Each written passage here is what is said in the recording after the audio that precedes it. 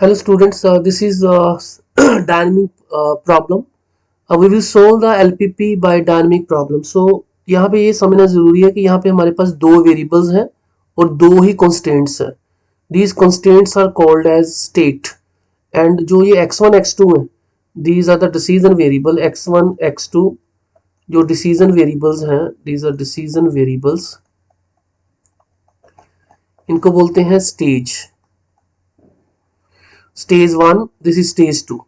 Okay and जो ये वाले हमारे पास लिखे हुए हैं these resources, that these resources are called as that is the state of dynamic program, the state of equivalent dynamic problem और उसको ऐसे लिखने का तरीका है कि B1J and B2J where J is 1 and 2. First stage के लिए J1 है, सेकंड स्टेज के लिए J2 है. ओके नाउ तो पहले स्टेज 2 पे चलते हैं, दैट इज स्टेज 2. स्टेज 2 का मतलब J2 हो गया और J2 का मतलब we will find F2 B12 B22. This is equal to stage 2 का मतलब होगा कि हम सिर्फ x2 के ऊपर कॉन्सेंट्रेट करेंगे, that is maximum of 5x2. This maximum is to taken over this one. तो क्योंकि पहली कंस्टेंट में सिर्फ x2 पे कंस्टेंट करना है, x1 पे नहीं करना, तो इसका मतलब x2 will be less than 43 and x2 will be less then 46/2. So this implies इसकी मैक्सिमम वैल्यू का मतलब है कि जो x2 है that is minimum of 43 into 46/2, that is a minimum of 43 into 23. तो ऑब्वियसली द मिनिमम इज 23, तो ये मैक्सिमम कितना आ जाएगा F2, that F2 will be तो ये x2 की ऑप्टिमम वैल्यू आ गई. This is optimum value of x2 जो इसको F2 को मैक्सिमाइज करेगी. Late us see that. Let's see that that is F2 B12 and B22 is equal to 5 times maximum of x2 and that is equal to 5 times, and that is उसकी जो maximum value थी जो that was minimum of 46/2, 43 and 46/2. तो हमें पता लग गया कि इसकी मिनिमम वैल्यू आ गई 23. सो 23 पुट किया तो बन गया 115. तो F2 का जो ऑप्टिमम वैल्यू है that is 115. Okay, we have get these values and where x2 is minimum of 43, 46/2. So this is 46/2 is a minimum, so this is 23 is our minimum value. Now we come to stage 1. Stage 1 means we will concentrate only on x1. So F1 B11 B21, that we have written B1 B2.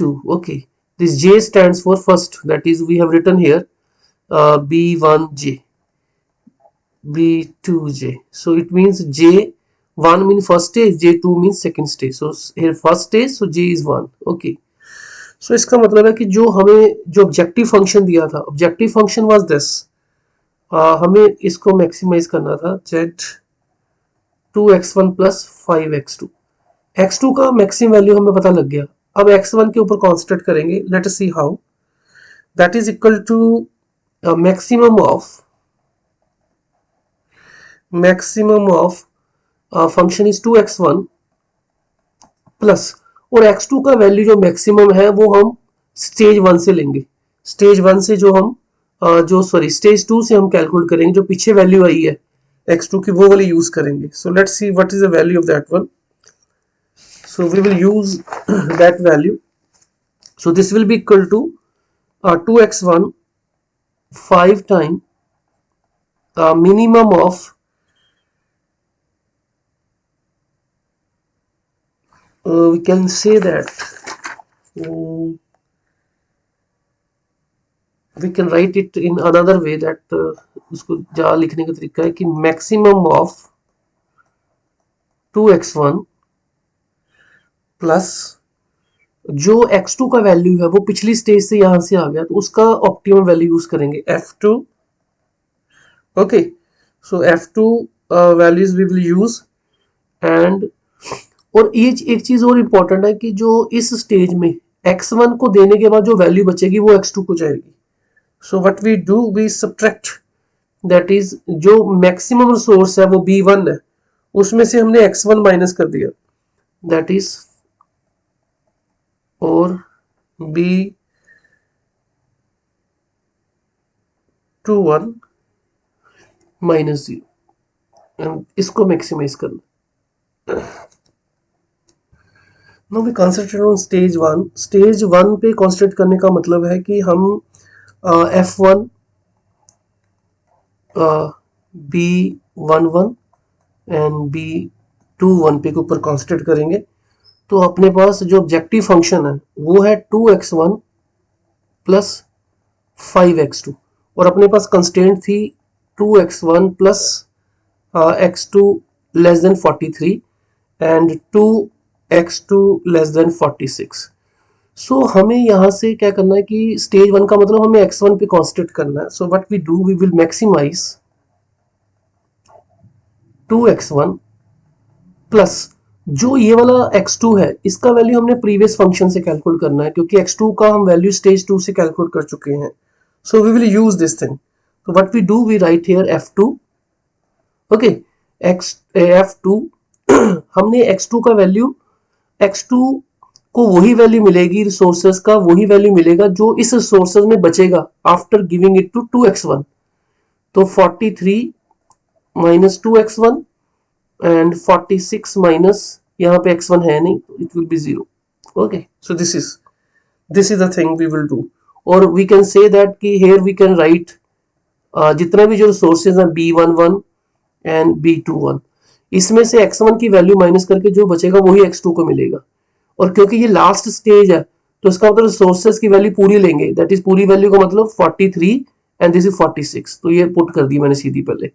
सो आप दो step भी बना सकते हो. पहले सकते हो maximum 2x1 plus f2, b11 में से x1 का हिस्सा काट दिया 2x1 और b21 में से x1 का हिस्सा यहाँ पे 0x1 है तो वो काट दिया. So we have this function maximum of 2x1 plus f2. So this is 43 minus 2x1 and 46. इसको मेरे को मैक्सिमाइज करना है. सो ओवर द x1 है ना, x1 के ऊपर. तो x1 क्या आ जाएगा इसमें से, अगर इसको काट दूंगा तो ये बनेगा x1 will be less then 43/2 and x1 will B यहाँ पे 0 ही आ जाएगा. ओके, सो दिस इज 43/2 से लेसर होगा और ग्रेटर देन 0. ओके, तो दिस इज माई कांस्टेंट. सो अब इसको मैक्सिमाइज करना है तो लेट अस सी दैट इसकी वैल्यू को निकालें, that is maximum of 2x1.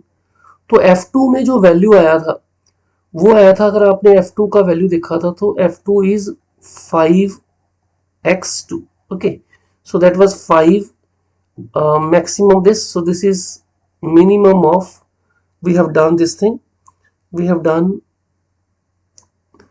that is 43 minus 2x1/2.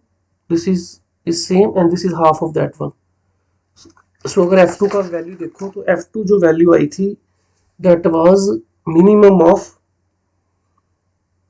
43 into 46/2. so in place of 43 here is same 43, 5 times 43 minus 2x1. okay, minimum of this comma 46 by 2. So now my question changes to 2x1 5 times minimum of these two, 43 minus 2x1 and 23. So minimum in दोनों का क्या हो सकता है, ये भी हो सकता है, ये भी हो सकता है. Let us see on what intervals. तो हमने जो स्टेज 1 पे आ गए उसमें f1 कैलकुलेट करना है. तो हमारा ऑब्जेक्टिव फंक्शन ये वाला है, तो ये लिखेंगे क्योंकि x1 के ऊपर कांस्टेंट करना है 2x1 और x2 की वैल्यू पिछले वाले टेबल से लेनी है, स्टेज 1 स्टेज 2 से. तो f2 यानी कि जो सोर्स में से x1 का हिस्सा काट के दूसरे सोर्स में से x1 का हिस्सा काट के वो वाली वैल्यू. अब इसकी जो मिनिमम वैल्यू आई थी हमने पीछे निकाली थी 5 और मिनिमम ऑफ 43 46 बाय 2. तो this is as it is, तो ये इसका हाफ हो जाएगा. ओके, सो इनका मिनिमम हम निकाल सकते हैं. Let us see that. So our question changes to now simple problem, that is we want to find f1 और अब हमने b1 की वैल्यू और उसकी वैल्यू पुट कर ली है 43 and 46. maximum of 2x1 plus 5 times minimum of 43 minus 2x1 or 46 by 2 is 23. So I can take the minimum of these two. पहले मैं इसका minimum calculate करूंगा, that is minimum of 43 minus 2x1 and 23. This is 23 if x1 lies between 0 and 10, and this is 43 minus 2x if x1 lies between 43 by 2. वो बड़ी आसानी से कर सकते हैं कि अगर इनका मिनिमम 23 है तो 23 जो है वो 43 माइनस 2x से लेसर होगा. इसको सॉल्व कर लेंगे. 2x will be less than 43 minus 23. So this is 20 by 2, this is 10. So x is less than 10. तो number will be positive and this is 23. तो दूसरे केस में इसको मिनिमम ले लेंगे. तो then we will calculate x1 will be less than 43 by 2. Okay, 43 by 2 से minimum होगा और ग्रेटर देन 10 होगा, इससे तो ग्रेटर ही होगा. तो ये मिनिमम है या ये मिनिमम यहाँ पुट कर देते हैं. तो वी विल गेट f1 का जो वैल्यू है वो आ जाएगा अपने पास, दैट इज f1 का वैल्यू कर रहा हूँ. Maximum of 2x1 plus 5 time minimum is 23 and 2x1 plus 5 time minimum of 43 minus 2x. तो पहला आ गया x1 less than 10. This is okay. So when you solve this thing, this is 110 115 plus 2x1. This will be equal to 5 into 43 minus 2x. So we can simplify these two. Both will be approximately same. I think they are maximum of 2x1 plus 115 and this is minus 10 minus 8x1. So this is minus 8x1 and 115. Okay, so this is a decreasing function, this is increasing function, and we know that कि increasing function और decreasing function में क्या होता है कि increasing function का maximum value right पे लाई करता है, 10 पे लाई करेगा. जो डिक्रीजिंग फंक्शन होता है उसका मैक्सिमम वैल्यू लेफ्ट पे, यानी कि दोनों का मैक्सिमम वैल्यू 10 पे लाई कर रहा है. तो पुट 10 here, तो you calculate the maximum value. So therefore f1